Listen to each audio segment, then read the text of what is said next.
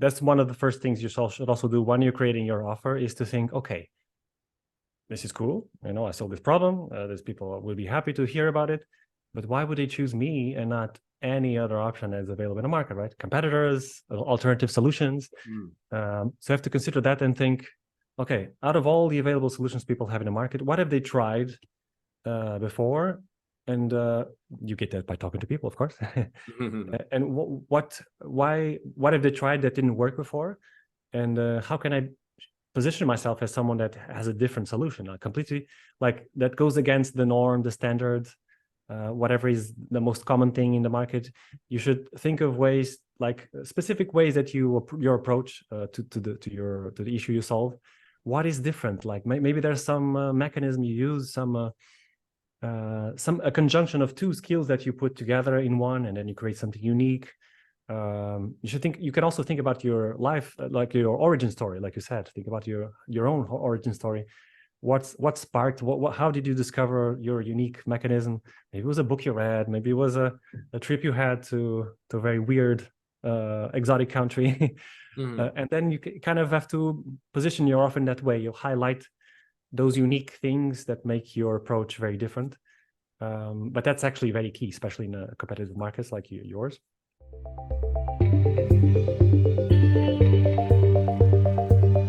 Welcome to another episode of the Health Coach Academy podcast. I'm your host, Omar Cumberbatch of OmarCumberbatch.com. As always, appreciate you jumping in and taking a listen to this episode. Today, we have an international guest. His name is Tiago Faria, and he is crushing it in Portugal, right? And he's blessed us with coming over and listening to our stuff over here, and it definitely gives us some interesting insights about just the international markets, and just basically breaking it down that business is business, no matter which way you flip it or bounce it. It is something that he considers timeless strategies around business, and these are timeless business strategies that I guess just go from the beginning of time. I mean, that we know that industry has been moving since the dawn of time, and there's ways of getting your message out and selling things, and Tiago really just jumps in and just drops some interesting truth bombs on the industry, and really just ways that we can maneuver around it and just get what we want to get out to our public and really start manufacturing the business that we really desire. And then so it's really cool to just get a different perspective on somebody who's really doing it well in a completely different market, right? So this is really a cool episode. I really enjoyed it. Also, wanted to mention, as far as housekeeping, as always, please leave a rating and review on iTunes. It goes a super long way for me to continuously get guests like Tiago across the pond. It's really a fascinating way to keep this project going, and really just showing just how far this actually can go. Just it's not an American market only, it's not a Canadian market only. We're overseas, and there's a lot of interesting ideas to maybe get over there even as well, because the need is not getting any much reduced by any stretch of imagination. So of course, like I said, leave a rating and review for me. Of course, the podcast courses on my website, take a look at that. If you know anybody who is interested in that, just please share. It goes a long way, of course, for me keeping my stuff going. Also, I don't know if I told you, I have a YouTube channel, and I'm putting all these podcasts on the YouTube channel. My excellent VA is getting them edited up, and they're churning them out. So this episode will be on the YouTube channel, so you can take a look at that. I think it's really cool that YouTube is incorporating podcasts more now than ever, and it's really something, like, I know that the algorithm helps out a lot, so I'm looking forward to seeing how that expands the Health Coach Academy podcast, and I'll keep you posted on it. I think it's going to be really cool. Anyway, let's jump into the show. Hey, Tiago, welcome to the show. How are you today? I'm very good. Thank you much. Thank you so much. It's very sunny now here in Portugal, sunny Lisbon, Portugal, 62 degrees Fahrenheit. I think, sorry, Fahrenheit exactly. So it's a good day to have a chat here and have some fun with you. Yeah, no, that definitely had some fun off the air, and I appreciate you rubbing it in that I'm over here freezing in New York and you're enjoying some beautiful weather over there in Portugal. Sorry. But yeah, that's somewhere that I'm definitely trying to go. Like we said off the air, it's definitely something on my bucket list that I'm definitely interested in checking out. So I'm good to know somebody over there, and I could maybe pick your brain when I touch down. For sure, it will be an extreme pleasure. It's so funny how I want to go where you are, you want to come where we're never satisfied where we are, right? Exactly. I was gonna say it's like I don't know what people want to go to New York for.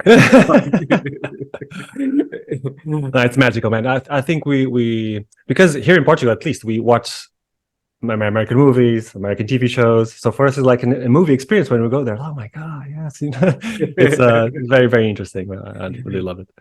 No, yeah, definitely. So yeah, no, I'm really fascinated even just having you on and hear an international perspective on things. And you talked about some stuff off the air that I definitely want to dive into when we get into this particular program, concluding, and I wrote it down, like, just timeless business strategies. I know that you're somebody who is crushing it in the Portuguese market, and you've started dabbling into your international folks like myself. And I am curious to hear how you started and like what kind of things that you've been through that you started to recognize that these things just translate from market to market. And like how you mentioned it, timeless strategies that don't require all the bells and whistles that we get fascinated living in this social media crazy world. So I want to definitely hear that perspective from you. Yeah, definitely. So my adventure in the internet digital marketing world started in 2009. I went to do my master's degree in Manchester, United Kingdom. I chose some random marketing topic like strategic consumer marketing. But then at some point, my tutor, which was a 73-year-old man called Adrian Thomas, he said, you should look at digital. It's the future. I was like, oh my God. I must change then my final thesis topic of my master's degree. And then I chose something about like Google search engine and the impact in the UK consumers. So that's how I started, this bug started building up on me. I then came back to Portugal, made some internships in some agencies, but I always had this, the Google thing, right? So I thought the holy grail is exactly where I want to be. So I started, moving my network, checking who knew someone that worked there. And I found someone that knows someone that knows someone that works there, and made a cool CV, because I love design as well. So I made as if it's a Google search of my name, and then the search results were my experience and academic background. And I somehow captured the attention of a recruiter there. So, and I went to Google, the headquarters here in Europe, which are in Dublin, Ireland. And I worked there for 8 years. Super fun, of course. I worked with some of the biggest companies in Europe and Middle East. But I got to be tired of the corporate world after some point. And I decided I wanted to come back to Portugal and help here the, local entrepreneurs, local businesses. But I hit against a brick wall because I was bringing very complex strategies from Google, like Google Ads, funnels, etc., trying to implement it with myself and my clients. So I made our lives very difficult. The things didn't work. At some point, I struggled for 3 years because of that. And I was also falling in all the traps of the internet gurus, right? That say that you're one funnel away and you have to do this strategy of ads, very complex things. I was complicating my life too much. And until one day I decided, okay, I need to find someone to help me out, and decided to finally hire a mentor. His name was Terry Dean. He's a dinosaur of internet marketing, if you don't know him. And we made a plan together, my vision. I focused more on who exactly I'm trying to help, which is people in this help industry, coaches, mentors, etc. And I simplified my approach as much as possible. And what inspired me was actually this book here from Jay Abraham, Getting Everything You Can Out of All You've Got.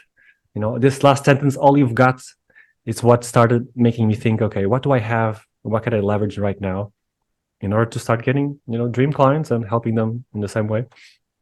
And so what I have now is I have a contact list of previous clients, previous leads.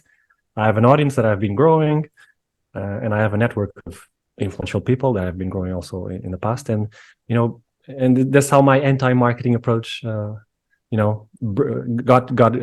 birthed. Basically I say that you already have everything you need in your world. You just need to tweak some things about the way you present your offer, the way you target your specific segment of people, and then simply use what your current assets to easily extract people out of there. So like dream clients, you can find them using only what you've got.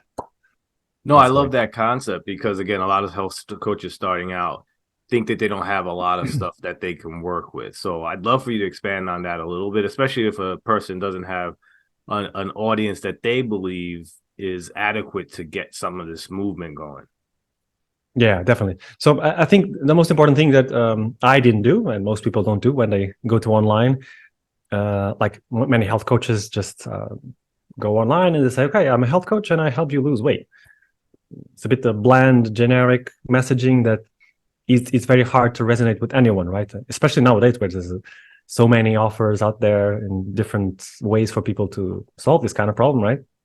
So the first thing, in my opinion, is to be very specific about your niche. Niche is how you say in English, right?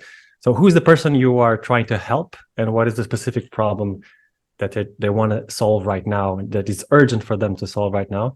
And the more specific you are, the easier will be everything else, like the communication, the selling, even the delivering of your programs, etc. And the way you start doing it is not in your head, which was my big mistake as well. I was a very extreme introvert, hiding behind my computer, trying to figure out everything myself, right? And the way to do it properly is to actually start talking to people, right? So you decide on who you want to target, and then you look at your current contact list, friends, acquaintances, previous clients, lead list that you never touched again. And you simply just approach them and say, hey, I want to create this kind of program that will help you do X. And I would really love to have your opinion on it, because I want to have your feedback on, can we schedule some 10-15 minute chat so I can ask you some questions? Is it fine? So you simply do this approach, and you'll find out easily that people love to give opinions, right? You'll have very many easy yeses in that sense, which gives you an opportunity to talk to them.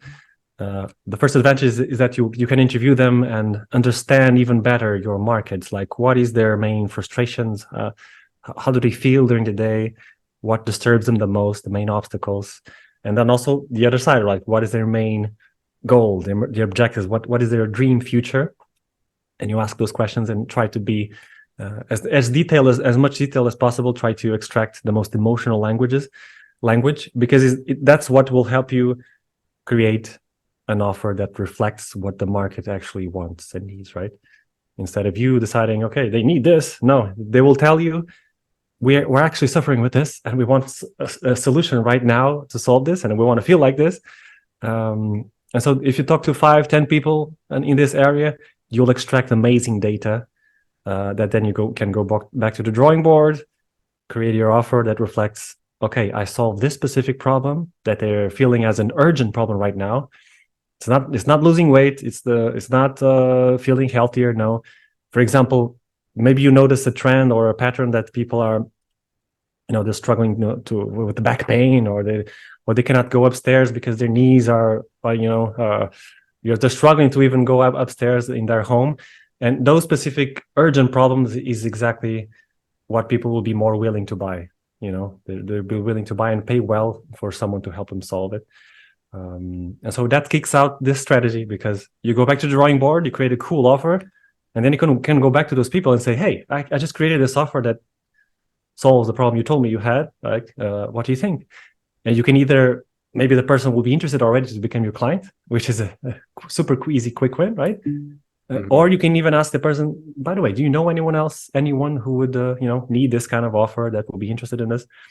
And if you're smart about this, one of the strategies that J. Abraham defends so much is you are proactive about the referrals, right? You proactively say, so if you bring someone to join my program, I can give you a commission, for example, 20% of whatever that person paid me. Or if you join and you bring someone else, both of you can get a discount. So if you start being more proactive about this, you'll start seeing that you can create a big team of people working for you, basically for free, highly motivated salespeople. But that's the starting point of it. It's a niche, talk to people, and it opens up many opportunities, right? No, yeah, that's a great point. And one of the things that I think in my journey, especially, and I know a lot of health coaches may experience the same, I kind of didn't do that market research. And then what happens is, like you said, you get into your own head. And many of us got into this because we've overcome our own things. And oftentimes that's been a couple years back. So not saying that we forgot how we actually felt, but we remember overcoming it a lot more than how it was when we were in that sauce at that point. So I'm glad that you brought that up as well. No, definitely. So I think it's crucial for us to get out of our heads, because many times our own opinion or own vision of the world, it doesn't exactly match what most people are feeling like as an urgent problem for them, right? So the more we dig deeper on that, that's when people, they will read your message. They will feel identified with it. Yes, I'm feeling like this right now. I need to solve this right now. That's really crucial for you to create an offer that is irresistible almost, right? If you solve a now problem that people want to get rid of right now, right? Instead of saying something very generic like, you can lose some 10 kilos in the next few, that's something that people already heard too many times, and it won't make them act right now because they also tried many things before and etc. Right? So I think the more deeper you dig the more deeper you dig, the more they will reveal you what's their emotional issue that they're struggling with daily, right? They wake up in the morning, think, I really need to solve this problem. Right? That's key for creation of a cool offer. Yeah, no, absolutely. So I know you, like you said earlier, you crushed it in the Portuguese market, and you definitely is speaking to an mostly American audience at this point. But business is business. And I just wanted to, give you an opportunity to kind of discuss how that actually is the case. So things that you have done in one market really translates to it, and it really hinges on a lot of the stuff that you've identified over the years, because I'm sure many things have changed since you started out. So maybe you could touch on the similarities and some of the things that have changed that have been consistent throughout time. In terms of market, the differentiation in different markets, that's what you're... Yeah, definitely. I guess, yeah, a little bit of both. The market itself and like the marketing in those markets as well as the approach. Yeah, so I think what has been changing lately, especially in this help industry, right, where we're in, is that people are getting more and more... first of all, more people are looking for help, which is amazing, right? It's a growing kind of market to solve different problems. But also there's more people, more competition, right? There's more options for people to solve their issues. So you have to understand that when someone is looking for to solve a specific problem they have in their lives, they're not just looking at you, right? They're probably looking for 3, 4, 5 more options to see what exactly resonates more with them, what will be their best deal. So that's where it comes, the knowing your audience better than anyone else, right? If you really understand them even better than they know themselves, almost, because you've been researching this and digging deeper and talking to many people about it, the more they will find your message more resonating, right? So they will start seeing you as the only option because you understand them so well that you're the only viable solution for their problem. Okay, so that's one thing, is understanding your audience as much as possible, because they're considering many other options, right? And also it's very important for you to be present more than anyone else. So this is where comes in the power of follow-up, which is also something Jay Gabbard talks a lot, which is like you cannot just have a call with the person that could be a potential client and then forget about it, and then okay, she's not a client, I'll go to another one and to another one. No? But you're losing many opportunities if you don't do the job of making a cool follow-up. Regularly be present, asking, so how's things going? At the beginning, like every week, you should definitely do a follow-up because people live busy lives, they forget about things, and surrounded by distractions. So it's very important for you to be present because of that, and also because of what I said before. People are considering many options, and if you're the most present in their lives, the more likely they will choose you, right? So it has been proven many times in my previous attempts. Like when I make follow-ups, I usually receive emails back saying like, "Hi Tiago, thank you so much for coming back to me, because when you sent me the first email, I was in an event, and I'll answer this later, and then life came up, and people just forget about it, and it never comes up. But if you keep following up, the more chances people have of remembering about you. So I think it's crucial nowadays. These two things: understanding your client as much as possible, so that they feel that you're the only option, and then be present in the follow-up process. I think is very important. No, that's a great point. That's one thing that I definitely learned over the years too. I should have known better because I'm that guy that you're talking about. Like I can't get the first email right no matter what. So but yeah, so like when the follow-up comes, it's like, thank God I forgot about this. Like you said, life gets in the way a lot of times. So one of the things I did want to talk about too as well, because you see this on the ground, and you just mentioned how the health industry is getting bigger and there's more people who are interested in looking for help. Do you think health coaching is an emerging market at this point? I think so. I think there's still a lot of space to grow. There definitely still, even though in America is already very very competitive market, there will be more and more people looking for help. There's still space for everyone, especially in the markets like in Europe. Like in Portugal, things are just starting out really very very starting point. But definitely people are more aware of their health. People are more aware of the importance of starting now, the process of helping your 80-year-old self, right? Yeah. So it's definitely a market that will keep growing, and people will start looking for even more options for different parts of their body, like the gut, so many things that are still to grow. I think I have a feeling this is just really starting out, and it's a great industry, really great industry.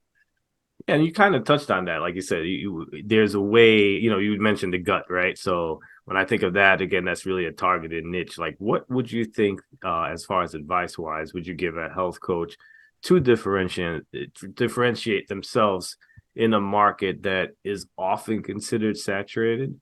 I don't believe it's saturated, to be honest, but I know there's a perception of that. There's a lot of health coaches, and again, this is kind of why I started this program.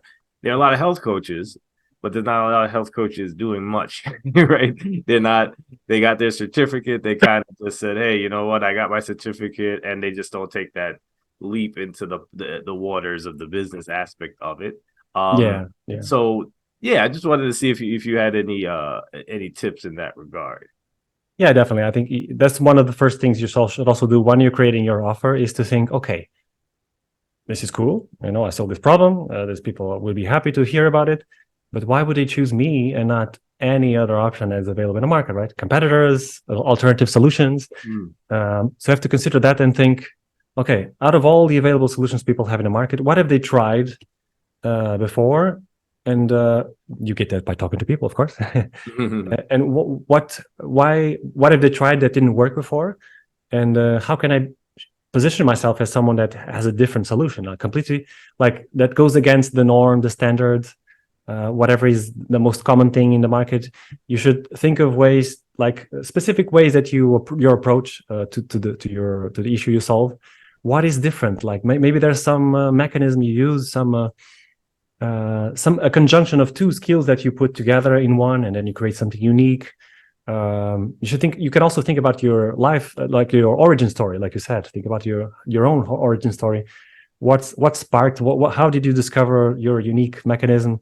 Maybe it was a book you read, maybe it was a trip you had to a very weird exotic country. And then you kind of have to position your offer in that way. You highlight those unique things that make your approach very different. But that's actually very key, especially in competitive markets like yours. So think of what have people already tried before that doesn't work. How can you be not controversial, but a bit subversive, a bit against the norm, a bit against the standard? What is unique about your own skills? What maybe you gather two different things in one and created an original approach. So there's multiple ways you can do that, but it's very important for you to create this, what the marketers call the unique mechanism, right? Yeah. So do you utilize social media much in what you do? Yes. It's one of the things that you should use because you have an audience, right? Most people have an audience, even if it's just, 1,000 people, 2,000 people, Instagram, Facebook, whatever. It's definitely there's something you should leverage and not just create random content and hope that, people will come to you or that the audience grows. In my opinion, the social media is a place where you should start conversations. It's It's a conversation starter platform. We should leverage the direct messenger, the whatever. And the way to do it is to start asking questions on your posts, not just create generic five tips you should do this, 5 errors, 5 mistakes you do, but actually ask questions to people. Like, for example, if you have a new program, you can make one of the what I call hand raising posts. That is, you see more, they're more common nowadays, of course, but they actually work because you say, look, I'm looking for 5 people who want to improve their gut health so that they can X some benefit that they want. So if you're this kind of person and you want to know more about this, comment below, I'm interested, or send me a DM. So the goal of these kind of posts is just an excuse for you to start talking to people in your audience, because they've shown interest, they're somehow interested in what you have to say or offer. And then you can simply ask questions through Messenger or direct, like, so how have you been feeling? What have you tried before?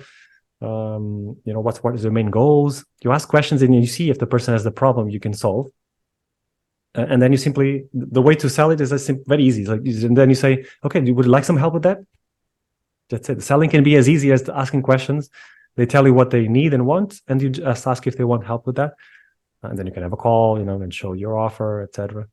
But for me, the goal of social media should be only conversation starters and not sending people to links. Go to my bio link, or it's much more effective, especially if you have a small audience. If you collect the people that are interested in what you have to say with those hand raising posts, and then have a conversation with them, and you'll see that things start happening. It's inevitable. Yeah, no, definitely. And one of the other reasons that I was really excited to talk to you was obviously your experience in Google. And listen, Google runs the world, right? At the end of the day, they're the search engine where people are looking for all the information that we really want. It's amazing what they've been able to do to just brand it in such a way that that's what we do. We Google stuff. There's not, and they really cornered that market. What tips would you give to my audience with that knowledge about how people use Google and do that kind of stuff? Was there anything that you learned during your time that could help us maybe leverage Google a little bit so that we can get more business? Yeah, sure. If you want to play that game of Google, I would definitely advise you to another way to understand even better your audience is to make the kind of keyword research. So what are your people looking for when they want to solve a specific issue that you solve, right? So you can understand what are the words that you use, the exact words. And there are tools that you can use to understand what is the search volume, how many people are searching for this specific word. I use the one called Keyword Tool, KW Tool. It's you can use it for free for a bit, and then you have to pay the premium plan, but it's totally worth it because it gives you a lot of great data about your audience. What are they doing online? What are they searching for? And then with this information on mind, if you have a website and you have a blog, it's a great idea for you to start creating content around those topics that people are searching, right? And if you do it consistently, leveraging like basic SEO skills, like making sure you include the keywords on the title and on inside the text, etc. If you do it consistently, answering all the questions that people have online about your topic, it's inevitable that Google starts looking at you as a content partner, right? They see, Omar here is answering all the questions people have and all the sub questions people have, because you start looking at suggestions of searches that people have on the main keyword, and you can start including that in your blog posts or create even more blog posts about all the questions people have. And then you start getting free traffic, right, from Google, because people are every day searching for the specific keyword. They will see your blog post, and especially if you add value and you don't just use AI, right, just to copy paste the content, that Google will start kicking off all those people. So that's for sure. But if you're unique and you actually are answering the question and you add value, it's inevitable that you'll be rewarded by Google with more traffic.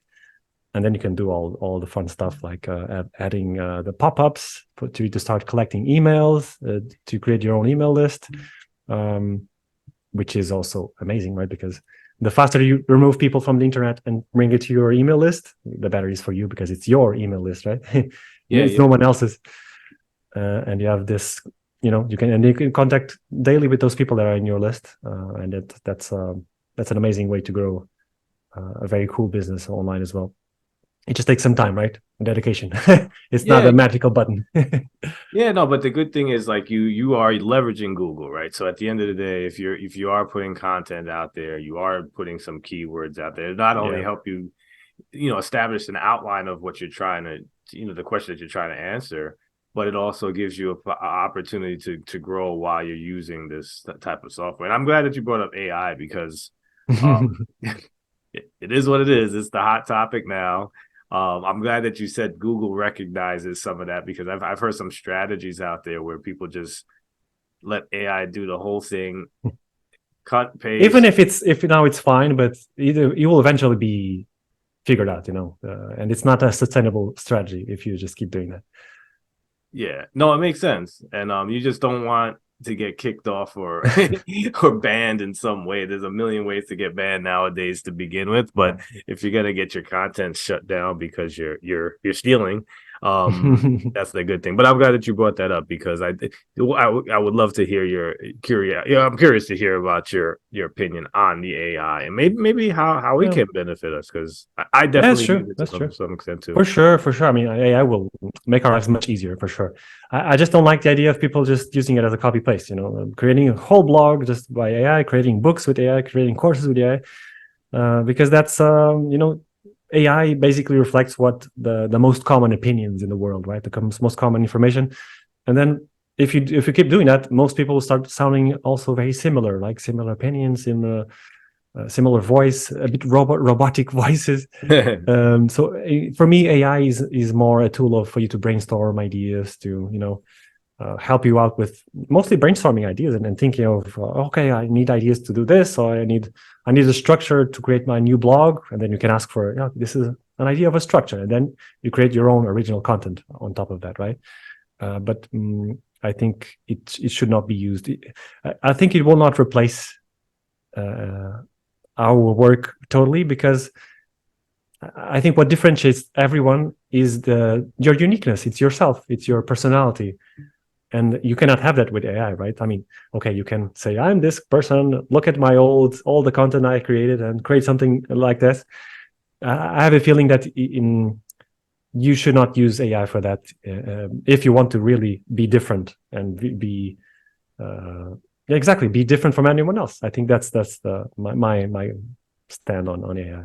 Yeah, no, I definitely agree. And I think people do appreciate even like watching these conversations where it's just two people having a conversation, really dispelling that what they believe and some of their opinions, and that truly just being inquisitive about picking someone's human brain who's been through actual experiences. So I hope that it continues to be that way, and then people don't forget this day where this was actually a real conversation, and you don't have two bots just talking back and forth. Or two deep fakes talking with each other. right, exactly. That's crazy to think about. It really is. Well, listen, Tiago, you've been fantastic. I appreciate you joining me today and dropping some of this knowledge on my audience. And I just want to give you an opportunity to just let everybody know where they can actually get in touch with you, your website, your social media handles, so that they can keep up with what you're doing. I know you have a ton of resources and you offer a lot of assistance and mentor coaches as well. So if they were ever interested in taking you up on some of your offers, let us know where we can contact you and get to know you better on, off this program. Yeah, for sure. Thank you so much for this. But yes, as you said, I'm still in the beginning stages of internationalizing my brand. So my website is still in Portuguese, but with Chrome, you can translate, and you can lurk me a bit on tiagofaria.pt. That's TIAGOFARIA.pt. I'll send you over the link. If you want to send me an email, just ask some question about what we discussed here, some suggestion, whatever, just send it to tiago@tiagofaria.pt. And you can also, if you want to talk to me, you can book a free diagnostics call on the top right corner of my website, and then we can discuss a bit about these ideas and make a brainstorm about this kind of anti-marketing thing and see if it would make sense for you or not. But that's how you can reach out to me. I appreciate it. Yeah, and thank you for dropping all these knowledge bombs on us, and I definitely look forward to to keeping in touch, and we'll definitely share this out so that some of the audience can get to jump off and look at all the good stuff and don't get discouraged by the translation part. That's another thing that was easy to do nowadays. Just click on a button and the website just converts to something else. So that's how I did a lot of Google research. Translate, thank you. Exactly. All right, brother. Thank you for being on the show. Have a great rest of the day. With a pleasure, Omar. Thank you so much. It was an honor. Hope people get some value out of this. Thank you. Oh, totally. Without a doubt. Hope you enjoyed listening to today's episode of the Health Coach Academy podcast. If you did, jump over to iTunes and leave a rating and or review. It goes a long way in helping get this message out to our fellow health coaches and people in our industry. Also, if you can, jump over to my website, omarcumberbatch.com, where I give out a lot of freebies, including my 5-day sugar challenge for people who are having issues with sugar. And also for health coaches, I have the book, Hidden. It's the 6 not so obvious ways to get your clients unstuck. Have a great day.